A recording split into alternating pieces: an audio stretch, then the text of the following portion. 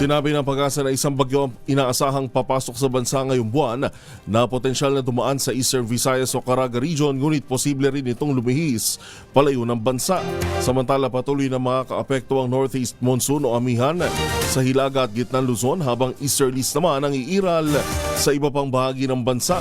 Kagabi nagpaulan ng amihan sa ilang bahagi ng Metro Manila at Cavite na nagresulta ng pagbaha sa ilang bahagi ng Quezon City, EDSA Aurora Tunnel northbound at EDSA P. Tuazon, parehong northbound at southbound. Dahil dito naranasan ang mabagal na daloy ng trapiko sa mga lugar na binaha sa biglaang buhos ng ulan.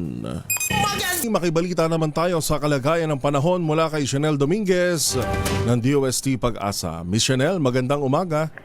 Magandang umaga po sa inyo, Sir Yuel, at magandang umaga din po sa mga kataga-subaybay po natin para sa ating weather update. Wala naman tayong minomonitor na anumang bagyo or low pressure area sa loob at labas ng ating Philippine Area of Responsibility, pero inaasahan natin yung shear line na nakaka-apekto dito sa may Southern Luzon ay magdadala ng mga mataas na tsansa ng kalat-kalat na pag-ulan dito sa Western Visayas, Albay, Sorsogon, Masbate, Romblon, Palawan at Northern Samar. Samantala, dahil sa bugso netong Northeast Monsoon, mataas din ang tsansa na maulap na papawiri na may mga pag-ulan dito sa Metro Manila, Cordillera Administrative Region, Cagayan Valley, Central Luzon, Calabarzon, nalalabing bahagi ng Mimaropa at Bicol Region. Sa Ilocos Region naman, maulap na papawiri ang kanilang aasahan na may mga mahihinang pag-ulan. Sa nalalabing bahagi ng ating bansa, maaliwalas naman na panahon ang aasahan, pero asahan din natin yung mataas na tsansa ng localized thunderstorm pagdating sa hapon at sa gabi.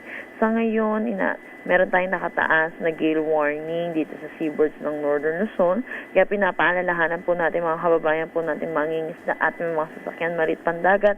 Delikado po muna pumalaot dito.